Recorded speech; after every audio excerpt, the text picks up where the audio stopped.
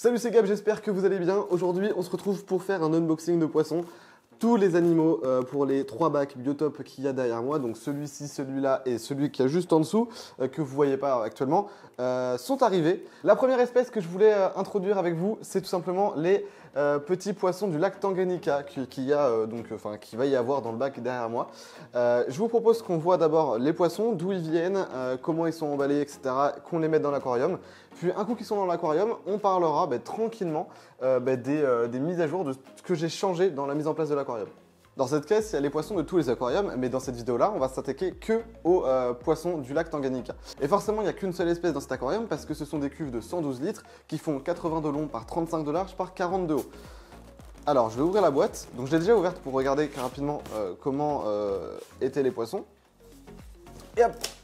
Et donc voilà l'emballage, comment ça se passe. Donc on a directement les poches avec nos animaux. Hop, je vais sortir une première poche. Donc on a directement les poches avec nos poissons. Au niveau des emballages, franchement, c'est la première fois que je reçois des poissons aussi bien emballés. C'est vrai que franchement, honnêtement, c'est pas tout le temps qu'on a des poissons aussi bien emballés. On a également ici donc, des chaufferettes pour garder une température viable et stable dans la caisse. Avant d'aller plus loin, je voudrais parler du sponsor de la vidéo. Donc tous ces poissons-là, ils sont possibles et on a pu les récupérer grâce à Estalens. Donc c'est une pisciculture qui est située dans le sud de la France, que vous avez sûrement vu dans une vidéo de Toupette il y a de cela quelques semaines. Je vous la remettrai en description si vous ne l'avez pas vue pour voir les installations d'Estalens. Et franchement, c'est du super bon boulot. Donc vous allez voir au niveau des autres, des imports d'autres piscicultures ou d'autres fermes, ils ont quelque chose en plus, surtout au niveau de la qualité des emballages. Alors vous voyez juste ici, on a une petite pochette sur le couvercle de la boîte avec tout simplement des instructions à suivre. Alors dans cette feuille là on nous explique qu'il y a des poches qui sont dites chargées et d'autres qui sont avec une eau cristalline. La différence, donc je ne peux pas vous le montrer parce que les poches qui vont être dites chargées c'est avec donc dans tous les autres bacs, ça va être des poissons qui sont dans des poches différentes, mais pour les similis, donc là on va suivre la fiche d'acclimatation et les conseils qu'Estalens nous fournissent, et donc pour les similis on va sortir les poissons. Donc toc toc toc toc toc, hop. Et franchement je suis trop hype, les poissons sont tous incroyables. Vous allez voir dans les autres vidéos, sur les autres bacs, ça va être une folie. Bref, alors à savoir évidemment, aujourd'hui on est sur des poissons très très jeunes, donc de toute petite taille. Donc je sais même pas si vous les voyez ici, mais pour l'emballage, regardez comment c'est fait. Donc là ici on a une eau cristalline, donc on a une eau dite non chargée, et une bague en métal pour fermer, évidemment, donc c'est gavé d'oxygène, rempli d'oxygène. Et donc la première étape avant de faire quoi que ce soit, ce qu'il nous demande de faire, c'est une acclimatation dite thermique. Et donc c'est ce qu'on va mettre, enfin c'est tout simplement de plonger la poche directement dans l'aquarium. Alors je vais vous parler un petit peu des poissons pendant que l'acclimatation thermique va se faire. Alors les poissons qu'on a ici, ce sont des Neolamprologus similis. Alors la grosse différence qu'il va y avoir avec les poissons à la base qu'on devait avoir dans cet aquarium, c'était des Ocellatus. Et en fait, ce qui était problématique avec les Ocellatus, c'est leur comportement. Les Ocellatus, à la base, je voulais en mettre en groupe de 5 et c'est moi qui pensais que ça allait passer, mais on m'a vite déconseillé de le faire parce que ça aurait pu provoquer des problèmes. Même si ça aurait pu marcher, il y aurait eu très probablement des soucis, surtout dans ce volume-là. Donc on m'a plutôt conseillé de partir sur des poissons qui vivent en colonie. Donc ici, j'avais deux choix, les Neolamprologus multifasciatus ou Neolamprologus similis. Les similis, je les trouve un peu plus jolis. Donc j'ai opté pour les similis. Après pour ce qui est du biotope, c'est pas grave. Pour être honnête, les 3 biotopes vont énormément être proches, donc que ce soit les similis, enfin le biotope des similis, des Ocellatus ou des multifasciatus, donc de ces 3 espèces-là. Et donc du coup, le fait d'avoir ce bac-là fait à la base pour des Ocellatus, c'est pas du tout dérangeant. La seule chose pour ces poissons-là, c'est qu'ils sont encore très petits, et donc du coup, on a des coquilles d'assez grande taille. Donc il va forcément falloir que je rajoute quelques coquilles de plus petite taille, donc je pense que je vais rajouter du bouleau. Quelques coquilles de bouleau en plus, de toute petite taille pour que justement les similis, Neolamprologus similis, puissent s'y cacher. Parce qu'aujourd'hui ils sont vraiment tout petits, 2,5 à 3 cm maximum. Ils sont déjà un peu colorés mais ils sont vraiment de petite taille. Alors pour l'acclimatation, évidemment, je vous aurais recommandé fortement de couper l'éclairage. Ici, je ne l'ai pas fait, tout simplement pour que vous puissiez un peu les voir. C'est vrai que c'est plus sympathique de pouvoir les voir pendant l'acclimatation, surtout pour vous en vidéo. Mais si vous le faites chez vous, franchement, honnêtement, couper l'éclairage, ce serait un peu mieux. Vous prendrez moins de risques. Ici, c'est vrai que j'ai l'habitude d'acclimater des poissons. Je sais très bien que dans tous les cas, il n'y aura pas de problème avec, en laissant l'éclairage allumé. Vous allez voir comment on va faire. De toute façon, ça va être très doux et tranquille. On ne va pas stresser les poissons, on va y aller doucement et ça va très bien se passer. Alors là, on est en train de faire donc l'acclimatation thermique. On va attendre encore 10 minutes, le temps que la température du bac s'équilibre avec la température des poches. Et après, on va ouvrir la poche, puis commencer à faire une acclimatation chimique en mettant de l'eau de l'aquarium dans l'euro. C'est ça la différence qu'il va y avoir avec les autres méthodes d'acclimatation de Estalens, qu'on verra dans les autres vidéos. C'est tout simplement qu'ici, on n'a pas de bleu de méthylène dans la poche. Mais vous verrez, dans les autres, ce sera un peu différent. Et donc là, ici, on fait une acclimatation chimique plus thermique, mais dans les poches avec du bleu de méthylène, on va faire une acclimatation à choc. Bref, on va laisser l'acclimatation tranquille se faire, on va laisser les poissons en train de reprendre un petit peu leurs esprits. Et moi, je vous propose qu'on parle un peu de l'équipement de l'aquarium. Alors à la base, je voulais mettre la pompe OAS qui m'avait envoyé, donc OAS Biomaster Thermo 350. C'est une superbe pompe, franchement, honnêtement, du top du top. Vous la reverrez dans une autre vidéo sur les passages, enfin, l'introduction des poissons dans un autre bac. Mais c'était une très très bonne pompe et je me suis dit, je vais la mettre dedans. Le problème, c'est qu'elle a quand même un brassage un peu plus de 1000 litres/heure. Et pour ces poissons-là, ce serait un peu trop. En fait, vu qu'ils vivent dans les eaux très profondes, dans le lac Tanganyika, le problème, c'est qu'ils rencontrent en fait, finalement très peu de courant. Donc il y a peu de brassage d'eau et il ne faudrait pas les déranger en mettant trop de brassage d'eau. Donc ici j'ai simplement mis un filtre interne, donc un filtre interne qui a quand même un bon volume de filtration biologique, évidemment. Donc c'est le IAM BioPower 200 qu'il y a ici. Ce filtre est honnêtement très très bon, il n'est pas très esthétique. Mais par contre, il est livré avec toutes les masses de filtration biologique, donc il n'y a quasiment que des roches à l'intérieur. Et c'est directement livré avec, il y a un petit peu de mousse, etc.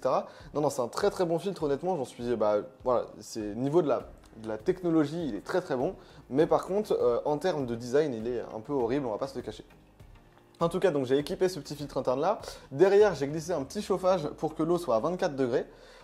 Et ici, on a mis une rampe LED. Donc c'est une rampe LED comme il y a sur le bac des Chlamydogobus eremus que je vous ai montré, donc qui est juste ici. Donc on a 2 fois la même rampe qui est branchée à chaque fois sur le même programmateur. Et donc c'est une rampe qui est franchement très très bien. Moi j'adore, j'aime énormément ce rendu. Et donc voilà pourquoi j'ai choisi de mettre cette rampe là. Bon, maintenant ça fait plus de 10 minutes que les poissons sont en train de faire leur petite acclimatation thermique. Donc on va aller couper la poche. Alors la petite chose du coup, comme je vous l'ai dit, on va faire une acclimatation chimique. Et donc là, ce qu'il faut faire, c'est aller assez rapidement parce qu'en fait, on aurait pu faire donc un goutte à goutte, on aurait pu faire plein d'autres moyens d'acclimatation. Mais moi ici, je n'utilise pas la goutte à goutte, je fais avec un verre tout simplement parce qu'on n'a pas énormément d'eau, enfin pas l'utilité de faire une acclimatation en goutte à goutte. Et donc là, pendant une petite trentaine de minutes, on va tranquillement rajouter de l'eau petit à petit avec le verre. Alors il ne faut pas être trop lent non plus, c'est-à-dire... Alors dans les poches, vous voyez, il y a quelques pelets et donc tout ça, ça va faire un peu de dégradation, enfin un peu de pollution. Le problème, c'est que donc quand on va ouvrir la poche, il y aura l'arrivée d'oxygène, l'arrivée d'ammoniac et donc on risque de faire une brûlure d'ammoniac à ces poissons. Et donc c'est pour ça qu'il faut absolument aller assez vite sur les premiers passages d'eau. En fait, si vous faites une acclimatation en goutte à goutte et que l'acclimatation prend 1h30, ça va être trop long.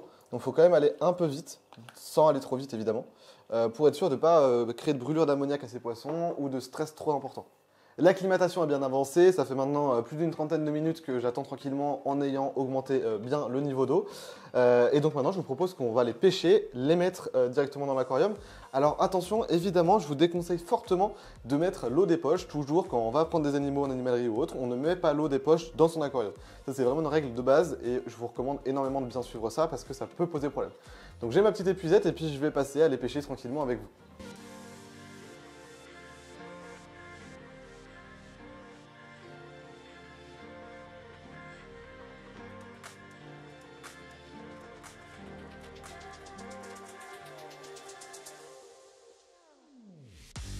Alors maintenant, je vous propose, on se retrouve dans quelques jours et on revoit les poissons après un petit moment d'acclimatation et après un petit moment qu'ils soient dans le bac, tout simplement. On se retrouve après plusieurs jours, un peu plus d'une semaine que les poissons sont dans l'aquarium. Donc cette semaine, comme je vous l'ai dit, c'est la première vidéo sur les poissons que j'ai reçus. Et ici, donc, c'est sur les Neolamprologus simidis. Donc ce que je vous propose, c'est qu'on voit rapidement ce qui s'est passé en une semaine sur le développement de ces poissons. Alors déjà, avant que les poissons arrivent, j'avais complètement coupé l'éclairage. Donc en fait, j'ai mis l'éclairage quand je les ai acclimatés, pour vous montrer. Et en fait, je l'avais laissé allumer quelques jours. Ensuite, parce que avant même que les poissons arrivent, j'avais complètement éteint l'éclairage. Il n'y avait pas d'intérêt, il n'y a pas de plantes, il n'y a rien, donc ça ne me servait à rien d'avoir l'éclairage allumé. Donc je vous ai dit que j'allais régler l'éclairage pour faire en sorte d'avoir un bon rendu avec les poissons. Sauf que je ne l'ai pas fait. Et en fait, ce que j'ai fait, c'est que j'ai coupé l'éclairage complètement. Et puis grâce au fait que j'ai coupé l'éclairage, je me suis retrouvé avec franchement un bac qui avait un très bon rendu. J'aimais beaucoup le rendu, car en fait à côté on a un éclairage assez puissant sur le bac des Chlamydogobus ceremus. Et donc du coup l'éclairage il se répercute forcément sur l'aquarium. Et le rendu en vidéo est pas forcément top de ce que je vois actuellement. Mais en vrai le bac rend super bien. Donc je kiffe de fou et je suis trop content du rendu actuel. Donc en vrai, voilà, le bac est franchement je suis content. Le bac va bien, ça tourne bien. La seule chose qui s'est passée c'est que j'ai pas fait l'entretien, vous voyez bien. Il y a quelques algues brunes dans le fond. C'est lié à l'éclairage d'à côté qui répercute ici. Mais sinon les poissons vont bien, les poissons mangent bien. Et franchement voilà, très content des poissons. Donc ils étaient tout petits en arrivant, c'est vrai. Et je pensais, j'avais un peu le stress de me dire est-ce qu'il y en a un ou deux qui vont mourir. Il n'y a eu aucune perte, ils ont chacun pris leur marque, leur territoire. Donc ils ont chacun leur coquille. Et c'est vraiment très intéressant à observer. Donc pour l'instant, c'est sûr qu'ils n'ont pas vraiment fait leur territoire. Ils n'ont pas vraiment fait leur colonie. Mais en tout cas, il y a les premiers trucs qui se développent, qui commencent à se déclarer, quoi. Et c'est vraiment très sympa à observer. Alors, c'est des petits poissons qui sont à tendance omnivore. Et donc, du coup, ils mangent un peu de tout. Ils ont un régime alimentaire très varié. Et moi, j'ai choisi de leur donner du chlorella, qui est à base d'algues. Donc, c'est la nourriture de Dr Bassler. Il y a l'interview du créateur de cette marque sur la chaîne YouTube. Pour moi, c'est une très très bonne nourriture. Vous la retrouverez sur le site Aquabiotop et sur plein d'autres sites. Et pour moi, c'est vraiment le top du top. Donc ici, vu qu'ils sont très jeunes, j'ai choisi de donner du chlorella et de mettre la taille M. Donc c'est la plus petite taille, c'est une des plus petites tailles qu'on a dans cette gamme de nourriture. Et pour le moment, vu leur taille, c'est vraiment ce qu'il leur faut. Je les nourris une fois par jour, ça se passe très bien. Ils vont directement sur la nourriture. Ils sont encore un peu stressés, ça se voit clairement. Ils sont très proches des coquilles. Et puis par exemple, regardez, dès que je commence à passer devant, ils vont pas trop kiffer. Alors là, évidemment, en vidéo, je sais pas pourquoi ils réagissent pas, mais tout à l'heure, j'ai fait ça. Les poissons sont directement allés se cacher et rentrer dans leur coquille. Mais là, ça a l'air d'aller, apparemment. Mais en tout cas, voilà, c'est des petits poissons qui sont bien acclimatés, qui sont en très bonne forme. Et à observer, c'est super intéressant.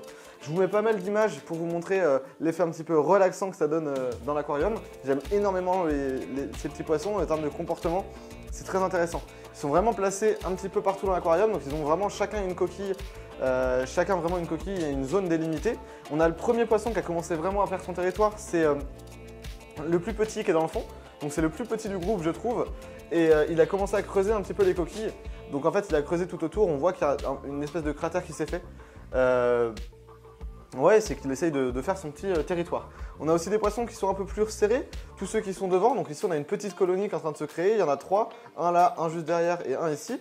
Avec chacun évidemment leur petite coquille. Donc c'est vraiment très intéressant à observer, ils vont tout de suite se cacher dans les coquilles, ils ont tout de suite compris où ils se retrouvaient et ce qu'il fallait qu'ils fassent en fait.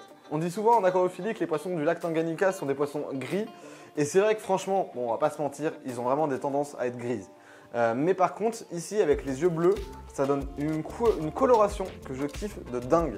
Ils sont encore jeunes, ils vont encore se développer, des petits reflets, des choses comme ça vont arriver. Ils vont pas avoir de couleur très flashy, mais par contre je trouve ça super intéressant parce qu'en termes de comportement, de forme, de couleur de l'œil et tout, je trouve ça super compatible et ça fait un poisson extrêmement beau et homogène en termes de pattern. Franchement, je suis vraiment très agréablement surpris. C'est mes premiers poissons du lac Tanganyika et franchement, très content, très satisfait, ils sont juste magnifiques. J'espère que la vidéo vous aura plu. On arrive à la fin, ça touche à sa fin. Je pense que vous verrez de toute façon ces poissons dans d'autres vidéos. Je vais les ramener dans ma fiche room d'ici quelques temps. On refera un nouveau bac biotop pour eux.